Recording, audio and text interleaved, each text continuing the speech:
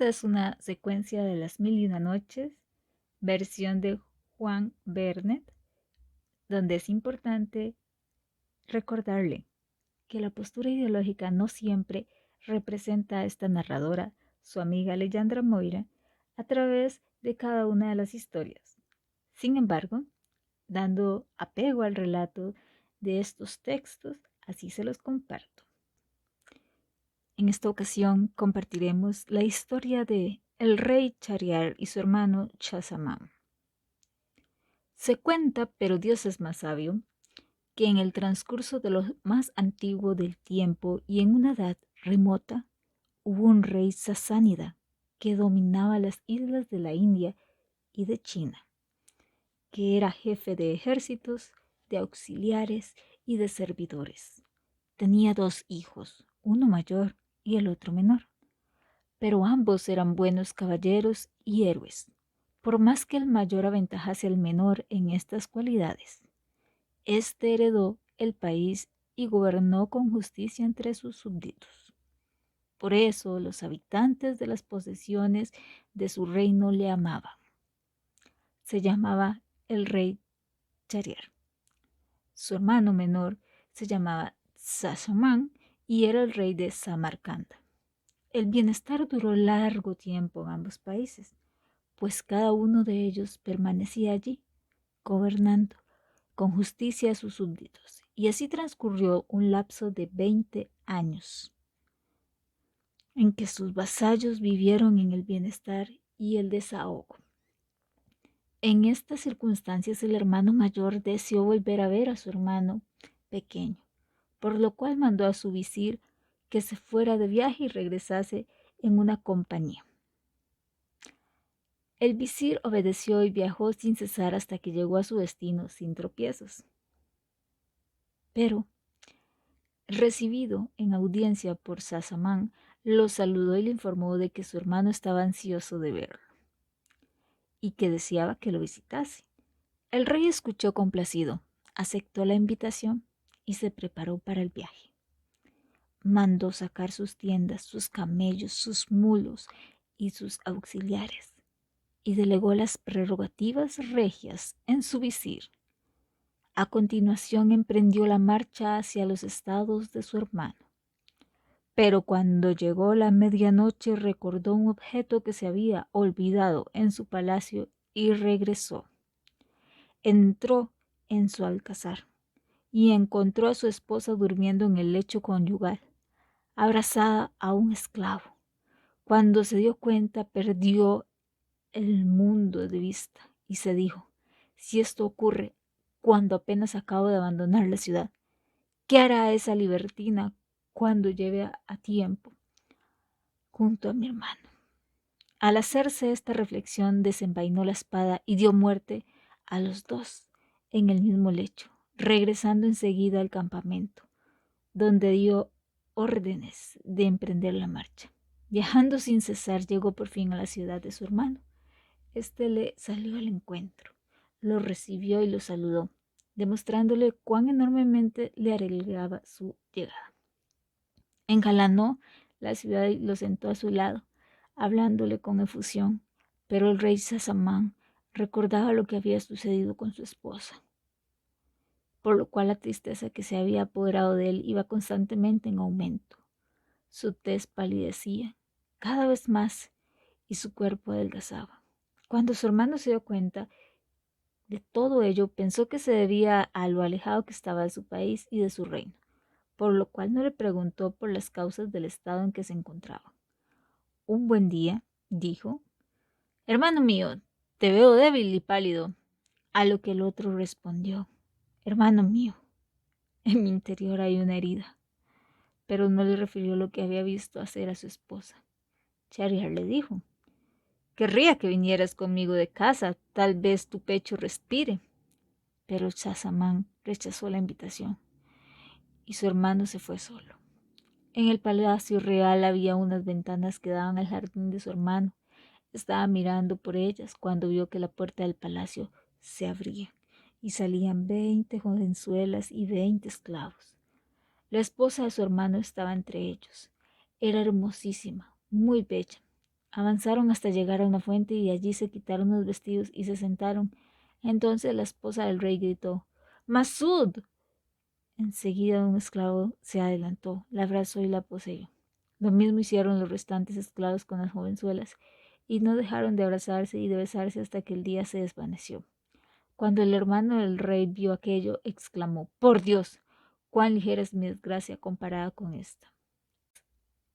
Mientras regresaba su hermano, volvió a comer y a beber.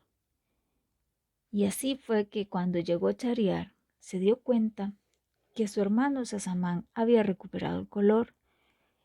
Por ejemplo, sus mejillas estaban sonrojadas y volvió a comer con apetito.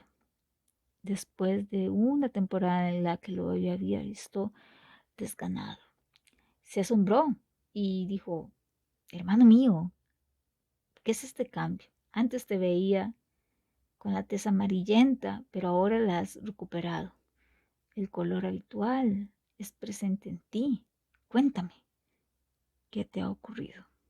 Recordé que la joya que te había regalado quedó olvidada en mi palacio. Regresé y encontré a mi esposa con otro en el lecho, en mi propio lecho conyugal. En este estado de ánimo vine a tu encuentro, pensando continuamente en lo acontecido. Esta fue la causa de mi palidez y mi debilidad. En cuanto a lo que ha hecho que recupere mi color normal, dispénseme de contártelo. Cuando su hermano hubo escuchado aquellas palabras, exclamó: Sasamán, te ruego por Dios que me cuentes la causa por la cual has recobrado el color. Ay, Chariar, no sé, no debería contarte. Sasamán, insisto. Bueno, entonces Sasamán le contó todo lo que había visto. Y Chariar dijo: quiero verlo con mis propios ojos. Entonces Sasamán le aconsejó: aparenta que sales de casa otra vez y escóndete en mis habitaciones. Verás lo que te he dicho y serás testigo presencial de ello. El rey mandó en el acto a disponerse para la marcha. Los soldados y las tiendas salieron fuera de la ciudad y el propio rey emprendió el camino. Después mandó a levantar las tiendas y a sus garzones: que nadie entre en mi tienda. Cuando se aseguró que nadie lo observaba, se disfrazó y dirigió a hurtadillas al palacio en el que habitaba su hermano, y se sentó al lado de una de las ventanas que daban al jardín. Al cabo de un rato, salieron las jovenzuelas y su esposa, acompañada de aquellos esclavos, e hicieron lo que Chazamán le había mencionado. Cuando el rey Chariar se hubo convencido, perdió la razón y le dijo a su hermano Chazamán: ven, emprenderemos un viaje, según Dios nos dé a entender, pues no necesitamos para nada la realeza, hasta saber si hay alguien a quien le haya ocurrido algo semejante. Tal vez sea preferible la muerte a la vida. Sasamán aceptó, y ambos emprendieron el camino saliendo por una puerta secreta que había en el palacio. A partir de aquella noche viajaron constantemente hasta llegar a un árbol que estaba aislado en medio de una llanura. En sus cercanías había una fuente de agua potable, junto al mar salado. Bebieron en ella y se sentaron para descansar. Apenas había transcurrido una hora del día cuando el mar empezó a agitarse y desde él se elevó hasta el cielo una columna negra, un humarascal que avanzó hacia aquella pradera. Al darse cuenta se atemorizaron y se subieron hasta lo más alto del árbol, que era lo que quedaba.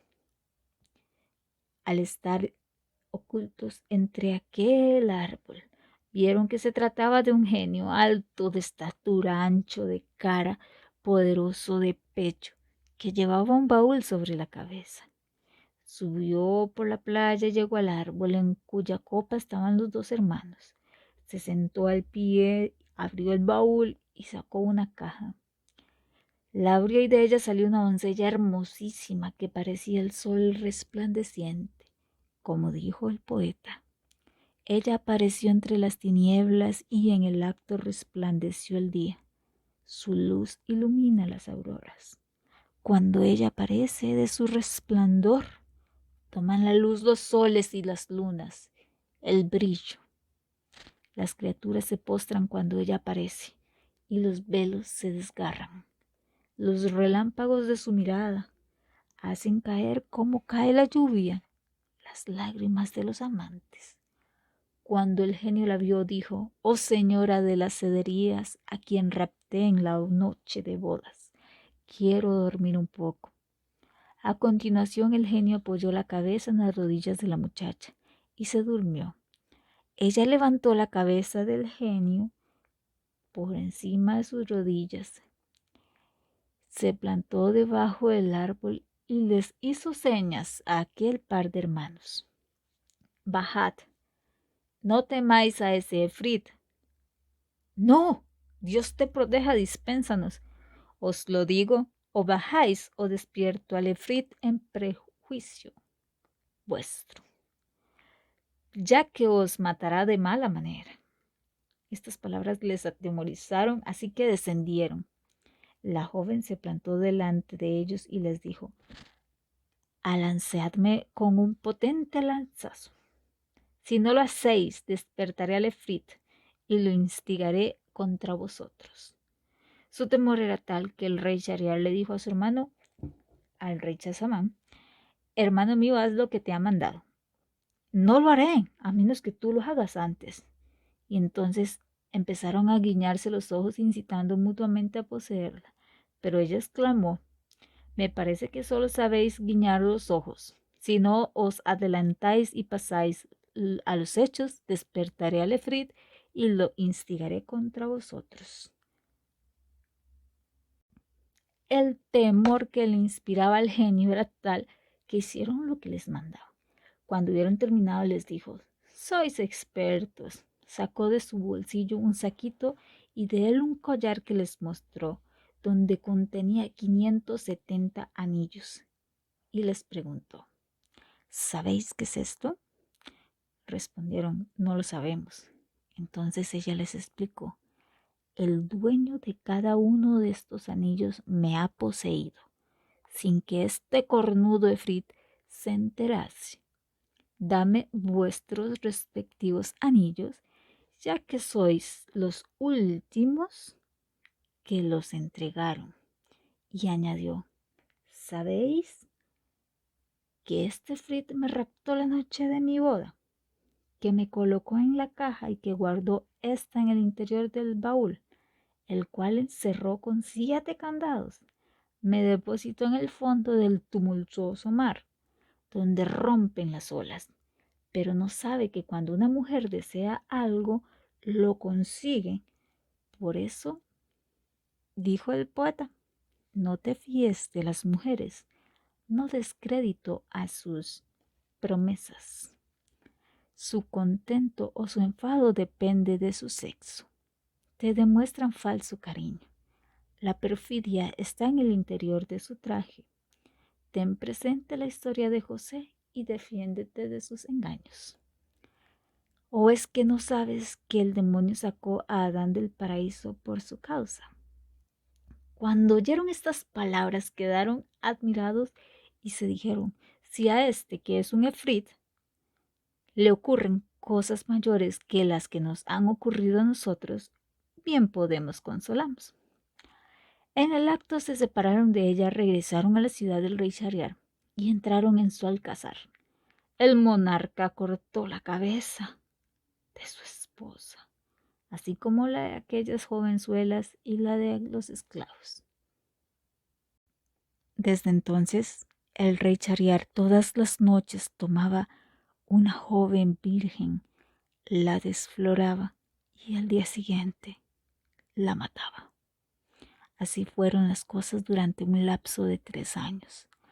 La gente estaba desesperada, así que huía con sus hijas hasta el punto que no quedó en aquella ciudad ni una sola muchacha que pudiera soportar el asalto.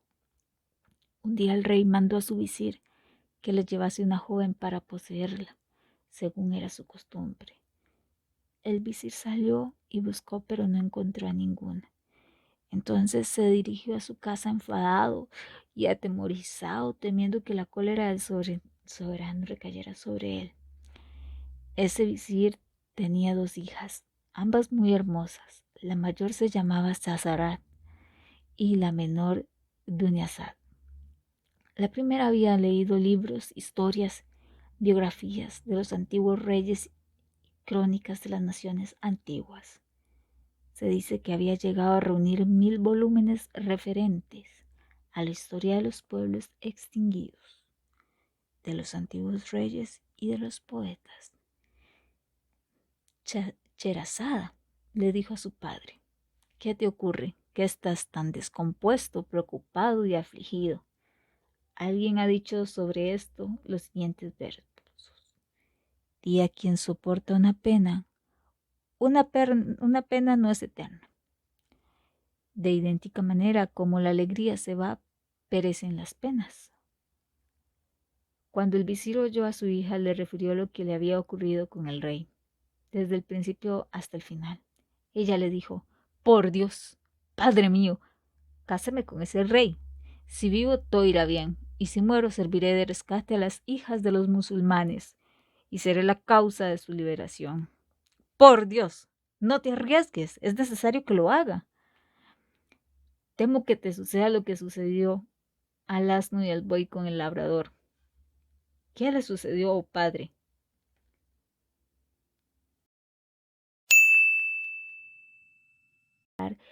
De compartir estos cuentos evoca eso, a un inicio donde no está dicho todo, en el que son insumos para poder tratar de tomar decisiones, como lo hace tal cual Cherezada, quien inmediatamente nos deja ver el poder de la intriga cuando su padre le advierte que no te pase lo que le sucedió al asno y al buey con el labrador.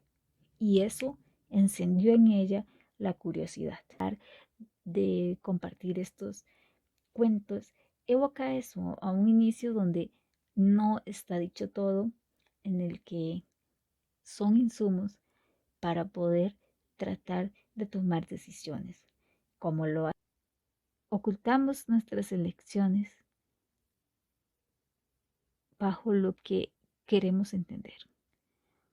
La comunicación es la situación más compleja.